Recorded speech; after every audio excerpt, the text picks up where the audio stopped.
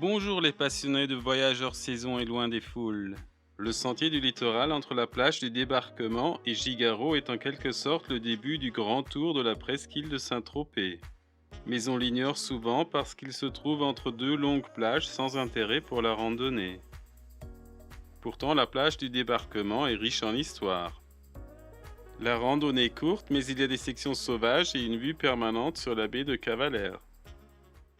Cette plage est le centre des débarquements des troupes américaines et françaises pour la libération du sud de la France.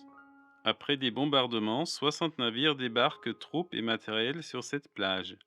Le même site abritait aussi une grande ferme romaine à partir du 1er siècle avant notre ère. Les fondations auraient dû disparaître sous un centre de vacances dans les années 1980, mais des associations ont réussi à sauver le site. L'Office de tourisme de la Croix-Valmer organise des tours guidés. Mis à part ce volet historique, cette plage est très classique avec un ponton, des restaurants et des bars. Hors saison, certains restaurants ont ouvert les week-ends par belle météo. Ce 31 décembre 2019 arbore un ciel bleu parfait. Il fait un peu frais, mais c'est bien une belle journée sur la Côte d'Azur en hiver et un sympathique cadre pour terminer cette année 2019. Tout au fond à droite, on voit vers les collines de Cavalère qui entourent la grande baie. La plage du débarquement se trouve tout à l'est de la plage de la baie de Cavalère. Il ne faut pas marcher longtemps sur le sable, on passe en quelques minutes dans la partie rocheuse du sentier du littoral. Nous nous trouvons ici bien sûr au pied d'un quartier de résidence principalement secondaire qui se rapproche historiquement de l'eau. On passe donc sur des escaliers et des rampes, mais le sentier officiel passe bien par ici. Il y a aussi une courte portion sur la route avant de retrouver le chemin en bord de mer. On fait donc des montées et des descentes qui rendent la courte section plus sportive que prévu.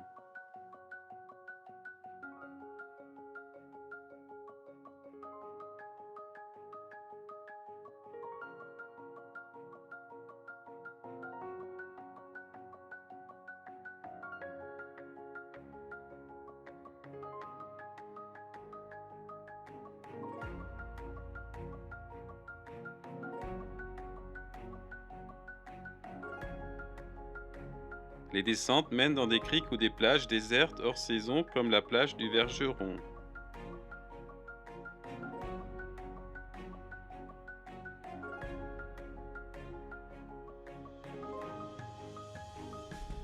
Cette côte est exposée plein sud. Les pins ont du mal à s'y tenir et dans les parties rocheuses extrêmes, ils sont remplacés par des cactus qui donnent un air tout à fait africain à cette partie de la Méditerranée.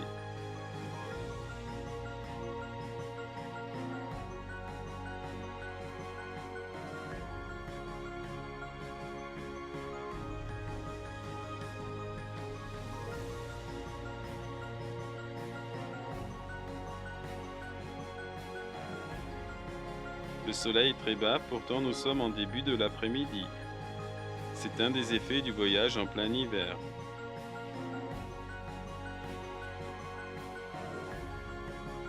La pointe du Vergeron marque la partie la plus rocheuse de cette randonnée.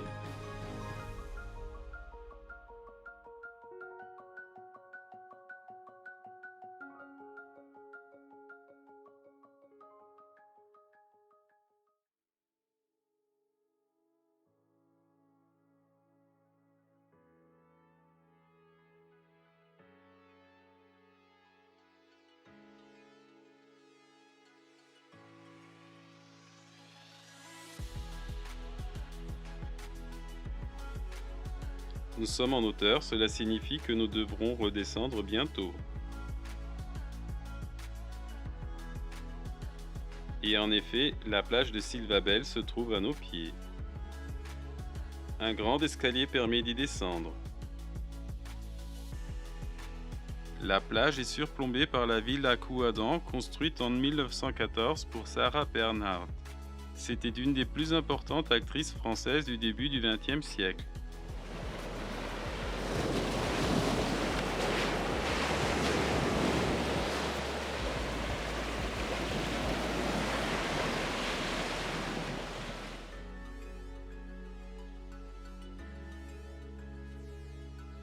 À l'est de la plage de Sylvabelle suit une dernière zone rocheuse. Cette partie du sentier glisse souvent et elle peut être officiellement fermée en hiver. Mais cela n'empêche personne de passer. La côte rocheuse est ici cependant plus basse et moins raide. On la franchit aisément.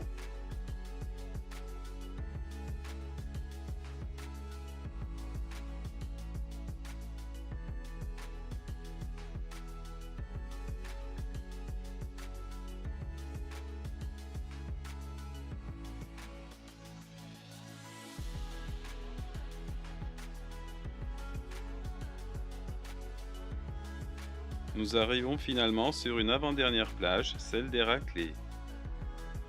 Elle est marquée par l'estuaire d'un ruisseau et par une allée de palmiers dans un champ de vignes derrière les roseaux.